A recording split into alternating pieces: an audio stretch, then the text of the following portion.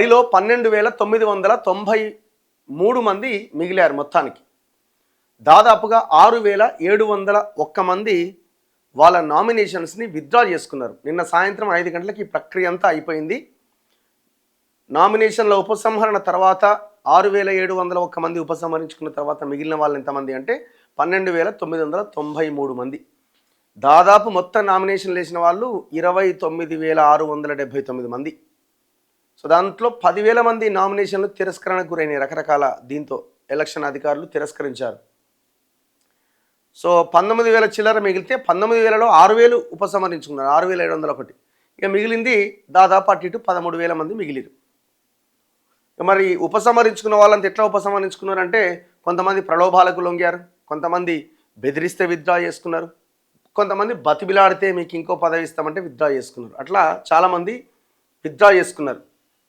నిన్నెక్కడో తమ వార్డును ఏకగ్రీవం చేయొద్దని, ఎన్నికలు నిర్వహించాలని రహదారిపై ధర్నా చేస్తున్న సూర్యాపేట జిల్లా కోదాడలోని కొమరబండ ఓటర్లట. ఇక్కడ పెద్ద మనుషులు ఏకగ్రీవం చేద్దామని ప్రయత్నం చేసినట్టున్నారు. జనం అంతా తిరగబడ్డారు. అలకలు, బుజ్జగింపులు, బెదిరింపులు, తోపులాటలు, ధిక్కరణలు, నామినేషన్ల ఉపసంహరణ సందర్భంగా రాష్ట్ర వ్యాప్తంగా అనేక మున్సిపాలిటీలు, కార్పొరేషన్స్లో నెలకొన్న పరిస్థితి ఇది. అన్ని ప్రధాన పార్టీలకు తిరుగుబాట్ల బెడద తాకింది. అతి కష్టం మీద చాలామందిని ఉపసంహరించుకునేలా చేసినప్పటికీ మొరాయించిన కొద్దిమంది స్వతంత్రులుగానే రంగంలో మిగిలారు. మొత్తంగా ఉపసంహరణల పర్వం పూర్తయిన తర్వాత రాష్ట్రంలోని 2,996 వార్డులకు 12,993 మంది పోటీలో నిలిచారు. 6,701 మంది నామినేషన్లు ఉపసంహరించుకున్నారు. ఈ నెల 11వ తేదీన జరగబోతున్న మున్సిపల్ ఎన్నికలకు నామినేషన్లు దాఖలు చేసిన వారు ఉపసంహరించుకునే గడువు మంగళవారం మధ్యాహ్నం 3 గంటలకు ముగిసింది. ఒకే వార్డుకు ఒకే పార్టీ నుంచి 4-5 పోటీ పడడంతో అనేక చోట్ల నాటకీయ పరిణామాలు చోటు చేసుకున్నాయి. గద్వాలలో ఎమ్మెల్యే కృష్ణమోహన్ రెడ్డి, కాంగ్రెస్ నాయకులు సరిత వర్గాల మధ్య వివాదం తలెత్తింది. మంగళవారం ఉదయమే కృష్ణమోహన్ రెడ్డి కాంగ్రెస్ అభ్యర్థులకు బీఫామ్లు ఇచ్చిందట. కృష్ణమోహన్ రెడ్డి నువ్వు కాంగ్రెస్ ఎమ్మెల్యేని కాదు, నేను బీఆర్ఎస్ ఎమ్మెల్యేనని సుప్రీంకోర్టులో అఫిడవిట్ ఇస్తేవి, స్పీకర్కి ఇస్తేవి, స్పీకర్ని మీద వేటేయకుండా ఆ అవతల వాళ్ళు వేసిన పిటిషన్ కొట్టేసిండు. మళ్ళీ నువ్వు కాంగ్రెస్లోకి వచ్చి కాంగ్రెస్ బీఫామ్లు ఇస్తుండట. ఏంది ఇది? అసలు ఏమన్నా మోరల్గా వదిలేండి, టెక్నికల్గా కూడా గింత దుర్మార్గానికి పాల్పడితే ఎట్లా? ఇది ఒకటే కాదు, అక్కడేడా జగిత్యాలలో కూడా అదే నడుస్తుంది. జీవన్ రెడ్డి వర్సెస్ సంజయ్గా వారు మరింత ముదిరింది. మొత్తం దుమ్మెత్తిపోస్తున్నారు బండబూతులు. ఆడట్లే ఉంది. ఆడ కూడా ఎవరు ఈయన ఎమ్మెల్యేగా ఉండి బీఆర్ఎస్లో ఉన్న డాక్టర్ సంజయ్ కుమారే ఆడ బీఫామ్లు ఇచ్చినట్టున్నాడు. ఆడ కూడా అట్లే ఉంది. ఇట్లా ఈ 10 నియోజకవర్గాల్లో దాదాపు ఒక 4-5 నియోజకవర్గాల్లో ఇదే పరిస్థితి. ఎవరైతే పార్టీ ఫిరాయించారో వాళ్ళ నియోజకవర్గాలు. సరిత వర్గీయులు 7 తాము కూడా పోటీలో కొనసాగుతామని ప్రకటించారట. అంటే పార్టీ బీఫామ్లు ఒకరికి ఇచ్చింది.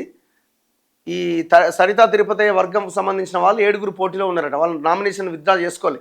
ఇక నిజామాబాద్ జిల్లా ఆర్మూర్లో కాంగ్రెస్ టికెట్ దక్కని 4 ఆశావహులు విలేకరుల మీటింగ్ పెట్టి తమకు అన్యాయం జరిగిందని, నామినేషన్ ఉపసంహరించుకునే ప్రసక్తి లేదని తేల్చి చెప్పారట.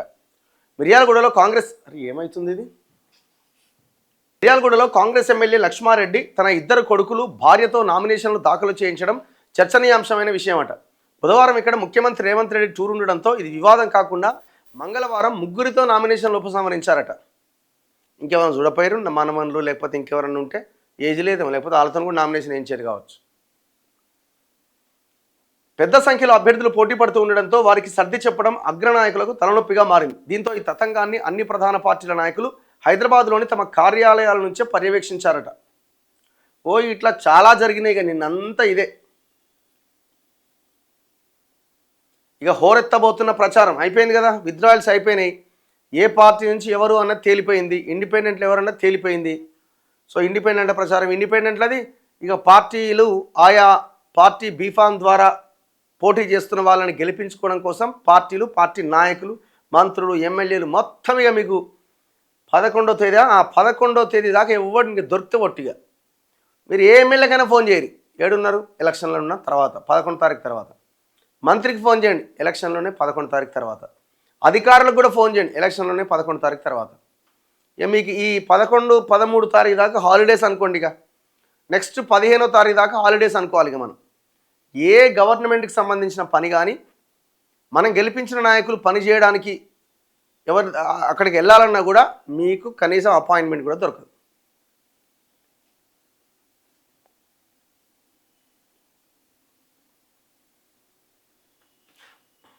బరిలో భార్యాభర్తలట, తండ్రి కొడుకులు కూడా బరిలో ఉన్నారట. తమ్ముడి కోసం అన్య త్యాగం చేసిండట. ఇట్లా రకరకాల. తమ్మినేని సొంతూరులో హస్తం పాగా అట. ఖమ్మం జిల్లా తెల్దారుపల్లిని కాంగ్రెస్ చేజిక్కించుకుందట. ఏదులాపూర్ మున్సిపాలిటీలో విలీనమైన ఆ గ్రామంలోని 15వ వార్డు కౌన్సిలర్గా కాంగ్రెస్ అభ్యర్థి తమ్మినేని మంగతాయి ఎన్నిక లాంఛనం కానున్నదట.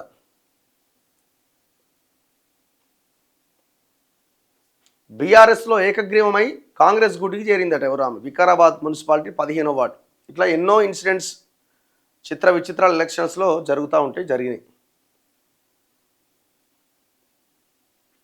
ఇంకో జగిత్యాలలో అయితే మామూలుగా నడుస్తలేదు. జగిత్యాల 29వ వార్డు కాంగ్రెస్ అభ్యర్థి బీఫామ్ చించేస్తున్న మరో వర్గం.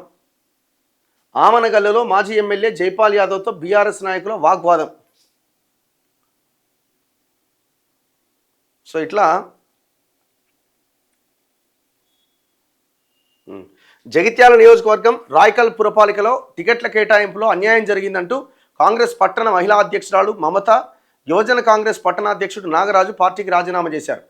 జీవన్ రెడ్డి వర్గానికి తగినన్ని టికెట్లు ఇవ్వడం లేదని, 2వ వార్డు నుంచి బీఫామ్ వచ్చిన కాంగ్రెస్ అభ్యర్థి మేకల రమేష్ పోటీ నుంచి తప్పుకుంటున్నట్టుగా ప్రకటిస్తూ నామినేషన్ ఉపసంహరించుకున్నారు.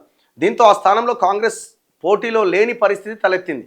4వ వార్డు అభ్యర్థి కూడా బీఫామ్ను తిరస్కరించి పోటీ నుంచి వైదొలగగా మరో అభ్యర్థికి బీఫామ్ ఇచ్చారట. మరోవైపు కాంగ్రెస్ కరీంనగర్ నియోజకవర్గ ఇన్ఛార్జ్ వెలిచాల రాజేందర్ రావు తమకు టికెట్ ఇవ్వలేదని మాజీ కార్పొరేటర్లు మొండి లత, చంద్రశేఖర్ దంపతులు నిరసనకు దిగారట. కరీంనగర్ కార్పొరేషన్ 24వ డివిజన్ నుంచి టికెట్ ఆశించిన బీజేపీ నాయకుడు బేతి మహేందర్ రెడ్డి తనను కాదని కొత్తగా వచ్చిన వ్యక్తికి టికెట్ ఇవ్వడాన్ని నిరసిస్తూ ఆ పార్టీకి రాజీనామా చేసిండు. ఆయన ఆర్ఎస్ఎస్, అక్కడ అడ్వకేటు, ఎంతోమంది బీజేపీ కార్యకర్తలు, నాయకులు జైళ్ల పాలైతే, కేసులైతే ఆ లీగల్ వ్యవహారాలన్నీ చూసిన వ్యక్తి తనని కాదని ఎవరో నిన్న మొన్న బీఆర్ఎస్ నుంచి వచ్చిన వ్యక్తికి వరకు టికెట్ ఇచ్చిరట కరీంనగర్లో.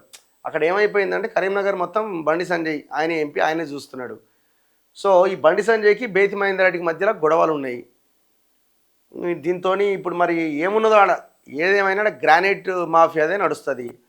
బేతి మహేందర్ రెడ్డి అంటే ఆయన కరీంనగర్ గ్రానైట్ మాఫియా మీద పోరాటం చేసినాడు, ఈడీకి కంప్లైంట్ చేసిండు, రకరకాలుగా చేసిండు. మనం కూడా చాలాసార్లు ఇంటర్వ్యూ చేసినాం. మన ఇంటర్వ్యూ తర్వాత, మన ఇంటర్వ్యూ అయిపోయిన వెంటనే ఆడ ఒకరోజు హెచ్ఆర్సీలో ఉంటాయనని పోలీసులు వచ్చి ఎత్తుకపోయారు బీఆర్ఎస్ హయాంలో. ఆడ బీఆర్ఎస్, బీజేపీ, కాంగ్రెస్ ఇవన్నీ ఏమి ఉండవు. ఆ గ్రానైట్ మాఫియా ఎవరికి టికెట్లు ఏమంటే వాళ్ళకి ఇవ్వాలి. సో అట్లా ఆయనకి టికెట్ ఎట్లా ఇస్తారు? ఆయనకి ఇయ్యరు. అదే జరిగింది. చివరికి ఏం చేసిన ఆయన పార్టీకే రిజైన్ చేయాల్సిన పరిస్థితి వచ్చింది. నిన్న కూడా నాకు ఆ లెటర్ పంపించడం జరిగింది. ఏం మిగిలింది మాకు ఇంకా, బీజేపీని నమ్ముకుంటే ఇది మాకు పరిస్థితి అని. ఇక రాష్ట్ర వ్యాప్తంగా ఒక్క బీజేపీలోనే కాదు, అన్ని పార్టీలో ఇదే లొల్లిగా. సౌండ్ వస్తలేదా? నో సౌండ్ అని పెడుతుండ ఒక ఆయన. చెక్ చేయి.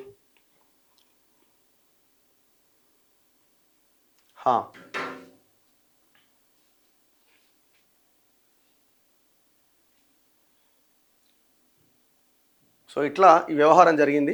మొత్తానికి 12,993 మంది మిగిలారు. 11వ తేదీ ఎలక్షన్, 13వ తేదీన రిజల్ట్. దయచేసి 116 మున్సిపాలిటీలు, 7 కార్పొరేషన్స్లో ప్రజలంతా మంచి అభ్యర్థులను ఎన్నుకునే ప్రయత్నం చేయండి. దయచేసి ఆగం కాకండి, మీ ప్రాంతాన్ని ఆగం చేసుకోకండి, అమ్ముడు పోకండి, ఆగం చేసుకోకండి. ఈ నినాదంతో ముందుకెళ్ళండి. గ్రామాల్లో ఉన్న యువత దయచేసి ఆలోచించండి. సమస్యల మీద కొట్లాడే వాళ్ళని గెలిపించుకునే ప్రయత్నం చేయండి. మీ మధ్య ఉండే వాళ్ళని గెలిపించుకునే ప్రయత్నం చేయండి. హైదరాబాద్ నుంచి వచ్చి నోట్ల కట్టలు ఇసిరేసి ఇక నేను పోటీ చేస్తున్నా, నీకు 5,000 ఇచ్చిన కాబట్టి నువ్వు నా కోటే అంటే వాడు మళ్ళీ మీ ఊర్లో ఉండడు, మీ మున్సిపాలిటీ పరిధిలో ఉండడు. మళ్ళీ పోయి హైదరాబాద్లో రియల్ ఎస్టేట్ వ్యాపారమో ఇంకో వ్యాపారమో చేసుకుంటాడు. ఒకవేళ నువ్వు ఎందుకు వస్తలేవు మా ఊరికి, ఎందుకు మా పరిధికి వస్తలేవు, నాకెందుకు పని చేస్తలేవు, నా ఫోన్ ఎందుకు ఎత్తట్లేదంటే నువ్వు నాకు ఉత్తిగానే ఓటేసినవా? 5,000 10,000 కదా నువ్వు తీసుకొని ఓటేసింది. సో చెల్లుకు చెల్లు అంటాడు.